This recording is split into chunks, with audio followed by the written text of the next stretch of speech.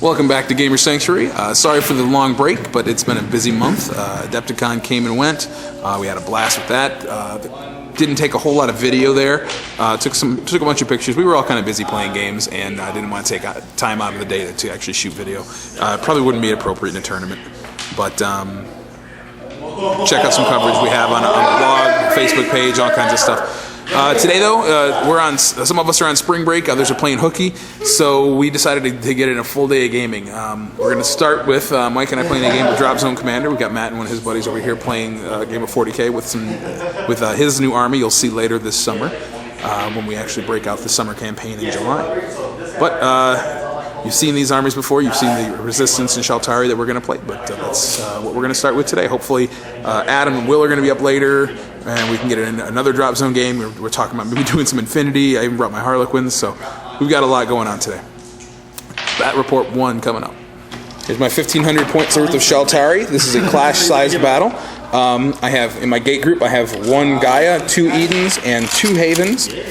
As far as my commander, I have a level 3 commander and a Coyote. I can't remember what the actual rank is called for the Shaltari, but he's in a regular Coyote. He's with 2 Jaguars and a pair of Yaris for some scouts. The Yaris have the microwave cannon because I don't like free riders. As far as my other battle groups, I've got I have a pair of sword points. I have one with 2 Tarantulas and 2 Bird Eaters, and another with 2 Tarantulas right here and 2 Thunderbirds. I've got 6 stands of Braves in 3 different groups. I have a heavy choice, the War Fist, with my Ocelot, and he is going to be protected by a pair of Bird Eaters as well. All right, here we have Mike's Resistance. He's got some new toys he's been playing with. Yeah. Go ahead. So my leader is a level 2 commander guy. He's a leader inside of an M3 Alexander and a Lift Hawk. And supporting him, he has 4 Cyclone helicopters. They're ground attack aircraft with missiles and kind of AoE missiles as well. Inside the Leviathan, we have 12 rocket technicals and 12 gun technicals. So AT and AA platforms. That thing is huge. Yeah, and it's got AA cannons on top as well, so it can shoot a lot. These guys, 2 Krakens with 2 battle buses each, and 2 squads of 2 fighters inside each battle bus. And 4 free riders. These guys are pretty nasty. They're hard to kill, and they will blow up tanks really easily. And then 2 Hannibals in a Lift Hawk as well. All right, 1,500 points.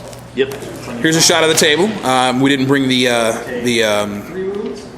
city streets maps out today. What we're going to be doing is playing a mission from the new Hawk Wargames Invasion 2015 tournament pack. This is the Take and Extract mission. There's a focal point in the middle that's worth 1 victory point for anyone who has a unit within 6 inches of it. 2 points total, so you get 1 bonus point for having the most points within 6 inches of that at the end of the game. And then there are 4 objectives in each of the hardened buildings right here. They are worth 1 point apiece, and because they're objectives, they can be picked up and moved and taken off the board. Person with the most points at the end of 6 turns wins. So we're going to roll to see who's deploying, going first, and all that fun stuff. Turn 1, Resistance actually had the first move. Mike brought his big, was that the Leviathan? Yep. The Leviathan on here, kind of hit it around the building to get him cover. Got squads of his infantry in the buildings. They're going to start searching for the objectives. His commander got out right here. I walked on. Board, sorry. He's on the. Oh, he's still flying. He's embarked. Okay. I walked on my Ocelot and the 2 Bird Eaters just to get some pot shots at the Leviathan, and I missed. I got both my infantry, or 2 of my infantry squads in those buildings to grab those objectives, but I completely overlooked the fact that I need to put my commander on the table to be able to take advantage of him. So I forgot to actually disembark him, and I moved that full speed, so I couldn't anyway. I have a lot still sitting in their up in their ship, waiting to teleport down. So we're going to go into turn 2. Turn 2, my Gaia dropped off my command group. And they took some shots from the choppers. They came buzzed up and shot their indirect fire over here, thanks to some scouts. Everything pretty much is jumping out of under the table. The Alexanders over here, the Hannibals are in the middle. Mike jumped out his gun technicals right there, but the rocket ones are still in. Over here, one of the buses came out here. Try to shoot at one of my bird eaters, but didn't do anything to it. Same thing. Oh, the reaction fire from his hover tank did take off one damage point on my my gate right here. Both of us managed to find the objectives in the tall buildings this turn, though. My guys are in the gate, and they're about ready to drive off the table, and Mike's are kind of doing the same thing. Everyone else is still searching, so we're going to move into turn 3. All right, the internet generally agrees that free riders are really, really, really stinking good, and Adam, whatever the heck his name is, Mike just showed me again why. They wrecked both my tarantulas who were sitting right there.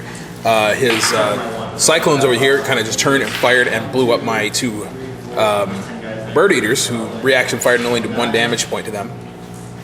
My coyotes and jaguars blew up a bunch of the gun technicals to give myself a little bit more breathing room in the middle against air, but that really wasn't much. I did a point with the Ocelot's cannon to that Hannibal right there. I've done 3 to that Lift Hawk, but still, that's about it.